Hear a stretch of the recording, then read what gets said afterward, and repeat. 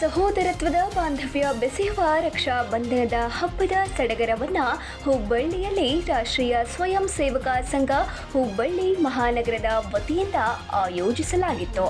ಈ ವೇಳೆ ರಾಷ್ಟ್ರೀಯ ಸ್ವಯಂ ಸೇವಕ ಸಂಘವು ರಕ್ಷೆಯನ್ನ ಧರಿಸಿ ರಾಷ್ಟ್ರ ರಕ್ಷಣೆಯ ಕಾರ್ಯದಲ್ಲಿ ತೊಡಗಿಸಿಕೊಳ್ಳುವ ಸಂಕಲ್ಪದೊಂದಿಗೆ ರಕ್ಷಾ ಬಂಧನ ಉತ್ಸವವನ್ನು ಆಚರಿಸಲಾಯಿತು.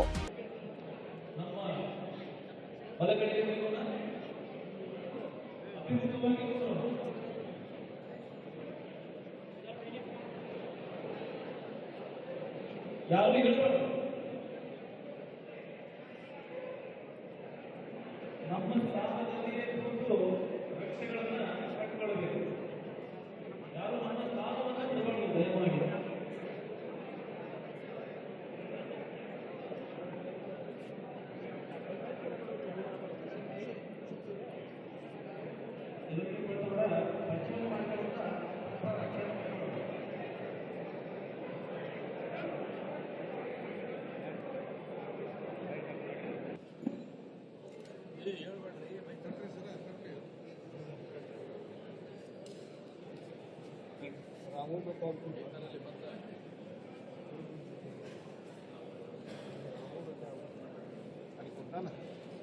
ವೇದಿಕೆ ಹತ್ರ ಮಾಡೋಣ. ಈಗ ಸಹೋದರತ್ವ, ಆತ್ಮೀಯತೆ ಮತ್ತು ಸಾಮಾಜಿಕ ಸಾಮರಸ್ಯದ ಪ್ರತೀಕವಾದ ರಕ್ಷಾ ಬಂಧನವು ನಮ್ಮೆಲ್ಲರ ನಡುವಿನ ಬಾಂಧವ್ಯವನ್ನ ಮತ್ತಷ್ಟು ಗಟ್ಟಿಗೊಳಿಸಲಿ.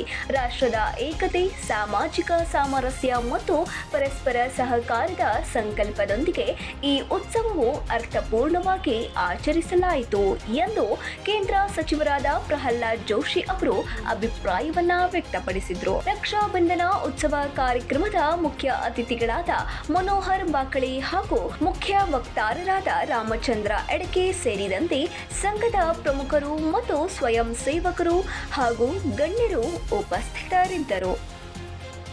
9 ಲೈವ್ ನ್ಯೂಸ್ ಹುಬ್ಬಳ್ಳಿ.